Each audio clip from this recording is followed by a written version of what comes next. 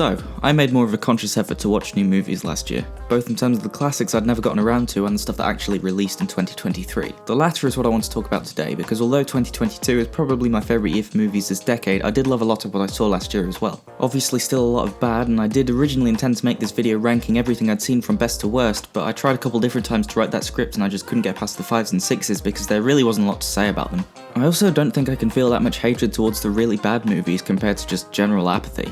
I can't really get angry at a movie like Blue Beetle when everything it does badly has been done badly by a dozen other movies since 2003. And the Mario movie is one where I don't feel as though I'd be adding anything substantive to the conversation because I honestly hate its vehement defenders more than the film itself. So instead I'm just going to ramble about some of the really good stuff I've seen this year. Originally I didn't want this to be a top 10 video, I only had 8 movies that I really wanted to talk about.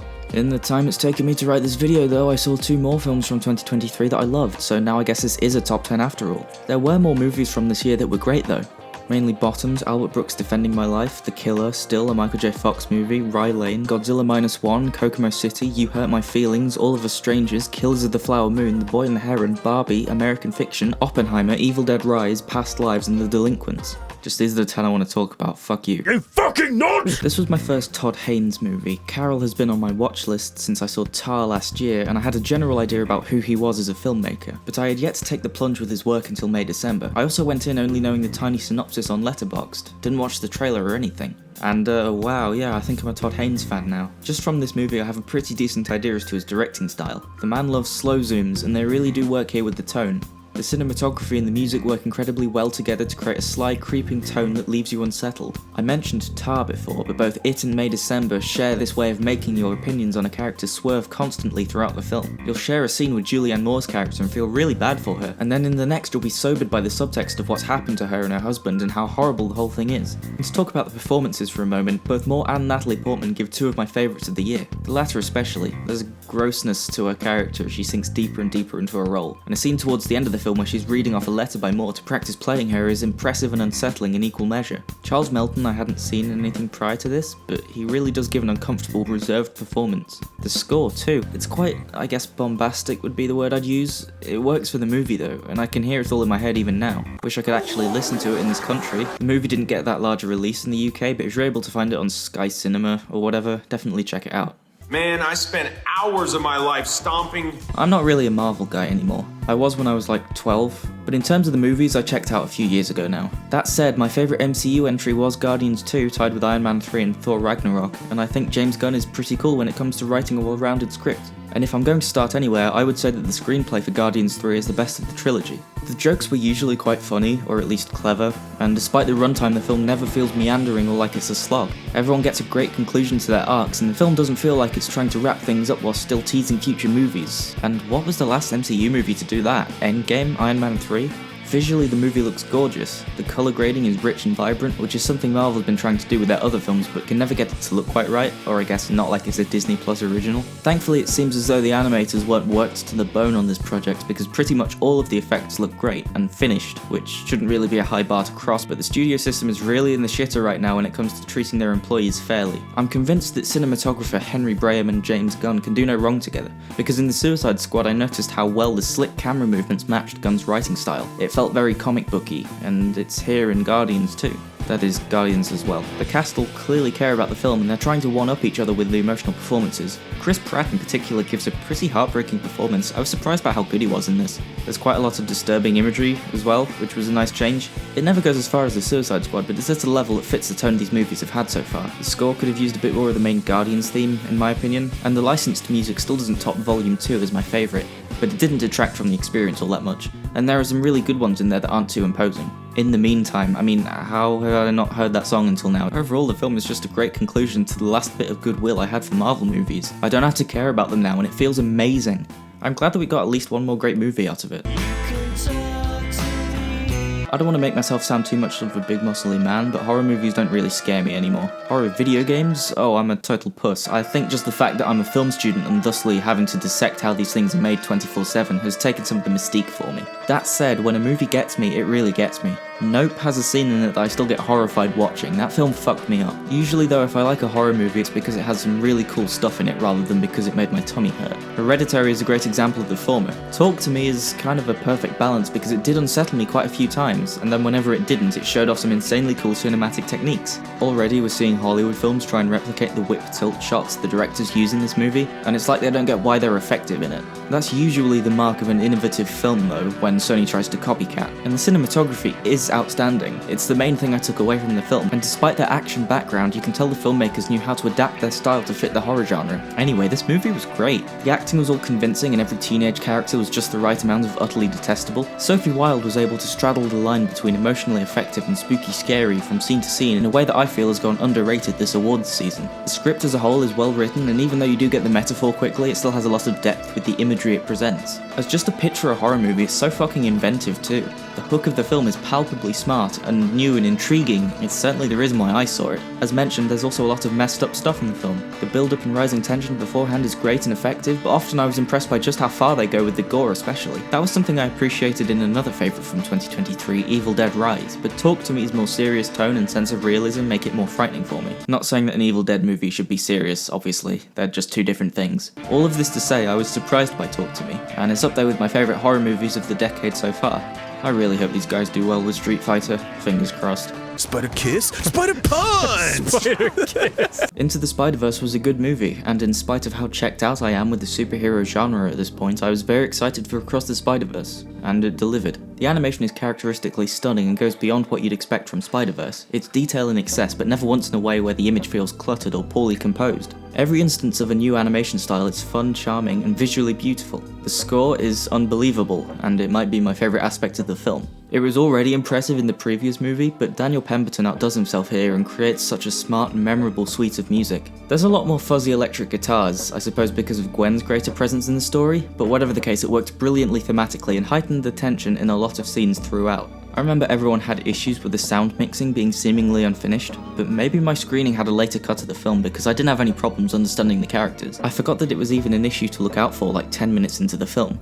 The script is fantastic and retroactively makes the previous film look better by giving us payoffs to setups we didn't even realise were in that movie. It's kind of insane. Miles and Gwen have a very sweet, realistic chemistry, and even the characters who comparatively don't get a lot of screen time, like Spider-Punk, still feel fully fleshed out and endearing. Speaking of which, Daniel Kaluuya steals every scene he has and is, I think, everyone's favourite character.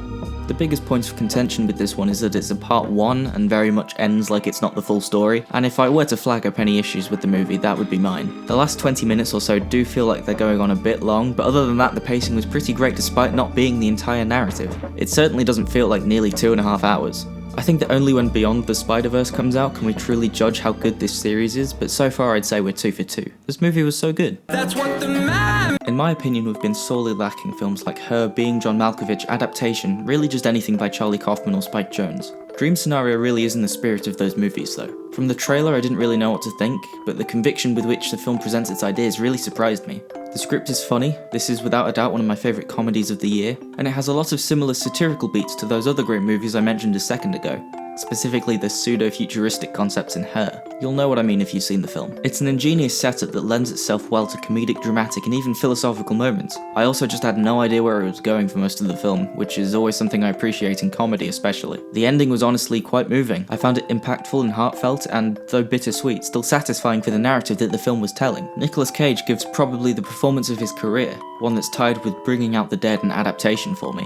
He doesn't just play himself, and watching the film I never saw him as Nick Cage, which has been an issue with some of his more recent work in my opinion. The dream sequences in this film are fun and use the techniques of filmmaking to create scenes that genuinely are reminiscent of dreams. The sound design and especially the editing in those parts of the film were fantastic. Dream Scenario has kind of gone unnoticed this awards season, but I do think it's a great little comedy. It's the right amount of absurdist and emotional, and definitely one you should check out if you've yet to. Not for a million nonces in the world. I think Yorgos Lanthimos being a massive name in film pop culture is incredibly cool. His movies are eccentric and strange and often cover uncomfortable subject matter that you wouldn't find in other films with the budgets he's given. And Poor Things might end up being my favourite thing he's made so far. I loved The Favourite and thought Olivia Colman's performance was extraordinary, but on a rewatch I realised how much I overlooked Emma Stone in that movie. and she's kind of become one of my favourite actresses. I'll think about a movie I love and realise, oh shit, she's in that. This film might be her crowning achievement. It's such a fearless role that she fully commits to and brings out the absolute best in. She's tied with another actor we'll get to in a minute for favourite performance of the year. Mark Ruffalo too is great. He gives the funniest performance of the film and has some of the best lines and line reads, and he's effectively hateable and pathetic to its benefit in both the comedic and dramatic scenes he's in. Every actor is able to shine in the film, and the bizarre world they inhabit really draws you in. There are countless instances of totally nonsensical imagery that are so imaginative and well thought out. The amount of passion this crew had for the story pours from the screen. The cinematography is unique and perfect for the film. There's not a single shot that doesn't work or goes too far with the style, and it only ever serves to complement the tone. The score, similarly, is ingrained into its DNA for me, and it's hands down one of the best of the year. It's plinky plonky and fanciful and sounds amazing. There are so many great editing choices too. I loved the monochromatic title cards, those were all gorgeous and honestly kind of foreboding. And the film has that level of calculation and expertise you know from Yorgos, but on the largest scale imaginable. It's able to use its imagery to say a lot about the toxic dynamics between men and women and the societal constraints put on women. I found it fun, twisted and heartfelt, and nothing short of an achievement. Go watch it. Sneaking around is never gonna pay off, you fat.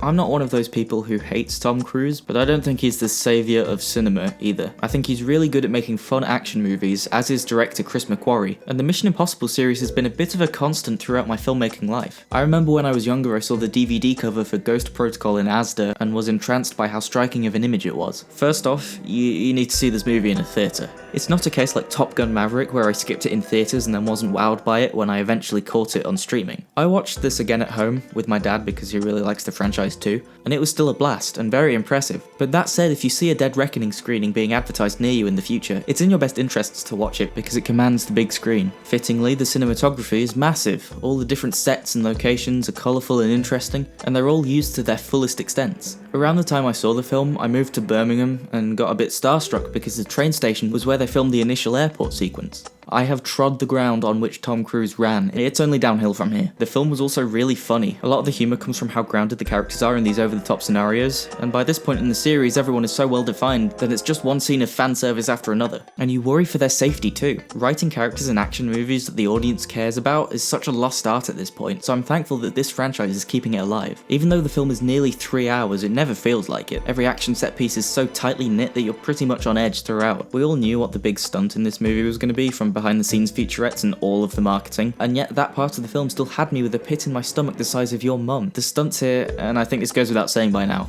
are mental. And despite being part one of a story, the ending sets up the finale while still being satisfying. This is what I was looking for from Spider-Verse. The music was incredible and made every scene all the tenser. After Fallout, I struggled to imagine a better arrangement of the Mission Impossible theme than stairs and rooftops, but Dead Reckoning's score arguably uses that track as a springboard for the entire soundtrack. I think a better Mission Impossible to start with is still Ghost Protocol, but Dead Reckoning is obviously fantastic and will probably go down as my favourite in the series.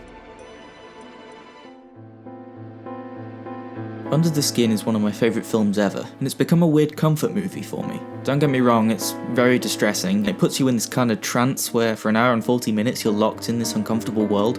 Zone of Interest is unlike anything I've ever seen, except for maybe Under the Skin. But even though they do share some DNA, they're also starkly different from one another. The Zone of Interest has a similar visual style, with very wide shots and an amazing use of darkness filling up the frame. The differences in the way it's shot, however, work to its benefit tenfold. The use of a 10-camera multicam setup is an ingenious way of demonstrating the thesis of the film, that societally we cannot allow for these acts of monstrosity to become the past, or forgotten, or background noise that we are desensitized to like the Hess family, and so we are shown their daily lives in as modern a way as possible, like a candid reality show. This isn't to dismiss the cinematography though, which feels so purposeful with every landscape, each shot featuring about half a dozen layers of detail that all tell the story from a different perspective. The directing is also painstakingly purposeful and delicate, much like the set and costume design, and the film never feels exploitative despite the topic. From watching the trailer, though I was excited, I did wonder if the movie had revealed all its tricks. But thankfully it keeps throwing these new cinematic techniques at you, all of which are exciting to watch as a filmmaker, but also, as you can imagine,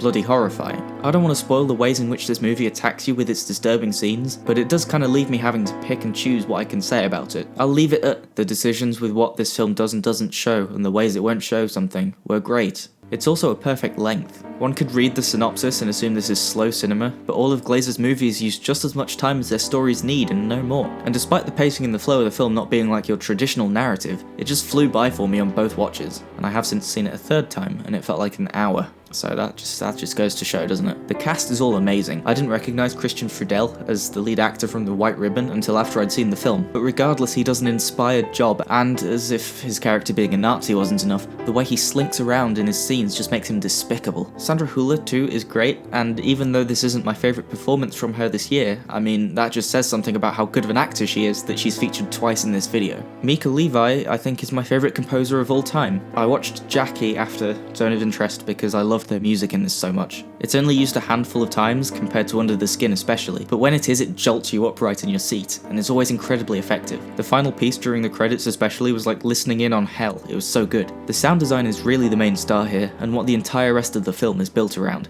It was meticulous and the best of any film, honestly. The ending, again without spoiling, is my favourite of the year. I found it incredibly powerful, which is a good way of describing the whole movie actually. It's a film where I felt after watching it that I'd just seen something important. O.J. Simpson is innocent. Yes. Anatomy of a Fall was the biggest surprise of the year for me. I went to see it kind of on a whim. The trailer played before Killers of the Flower Moon, and I was like, oh, that looks interesting. First and foremost, Sandra Hüller gives my other favourite performance of 2023. She was great in Zone of Interest, she is a revelation in this movie. She goes from cold to impassioned to afraid to angry, and she always hits those emotions with an absolute authenticity and sincerity. I thought she was astounding. It helps that she's also given some of the best dialogue in the movie. Obviously a lot of people bring up the argument scene, which did have me on the edge of my seat, but another favourite moment for me would be when she gives a speech to the court about her son Daniel's disability. I thought that was a very powerful scene. The rest of the cast is also really good. We get both a good child performance and a good dog performance, and I don't know which one I'm more surprised at, honestly. There isn't so much a score in the film as there is diegetic music that's played infrequently throughout, but the way in which it's layered onto other scenes as if it were the score is a stroke of genius, as is the way it shows the passage of time. At first being played shakily, Daniel making mistakes, and then played fluently further into the movie.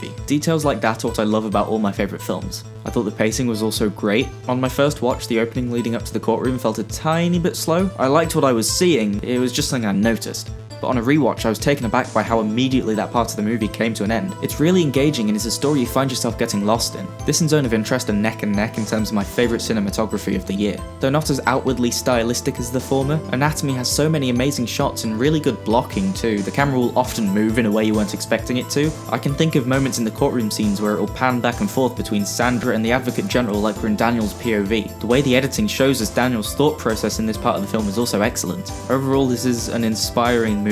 I love every choice it makes, and honestly I can't think of any problems I have with it. Maybe on a rewatch I'll move it up to a 10 out of 10. Justine Trier is definitely a director I'll be educating myself on by watching the rest of her catalogue, because from Anatomy of a Fall, I'm sold. Oh, what could number one be? I'm sure it's not super obvious or anything. Ooh. It's number one.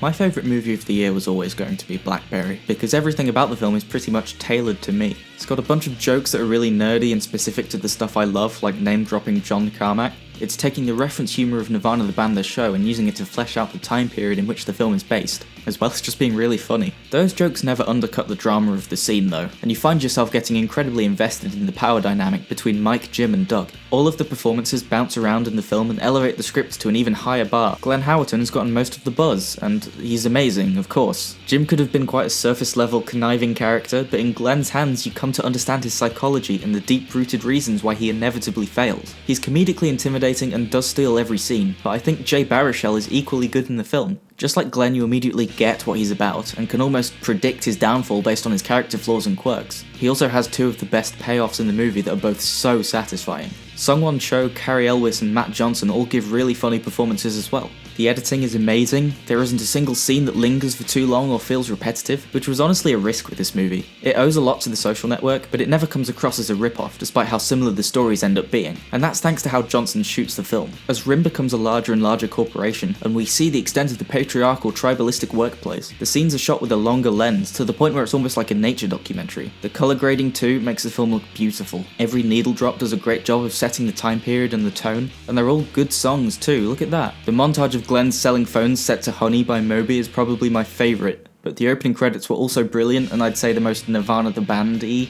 I was talking about how Under the Skin is one of my comfort movies. This is already one of my comfort movies. I've seen it 4 times already, and continue to find new stuff to appreciate about it. Haven't checked out the miniseries extended cut yet, if that's even out. I'm not sure, to be honest. Maybe I'll make a video about that someday, who knows. But yeah, you should see Blackberry, because nowhere near enough people are talking about it, and it's my favourite film of 2023. Oh, that was my 2023 movies video. For the last couple of years I've really wanted to do one of these, but just never got around to it, so I'm glad I could finally release one. Be sure to let me know how wrong I am for Mario not being number 1, and I guess I'll be back in another 6 months with a video. Oh, it's just sick in my mouth.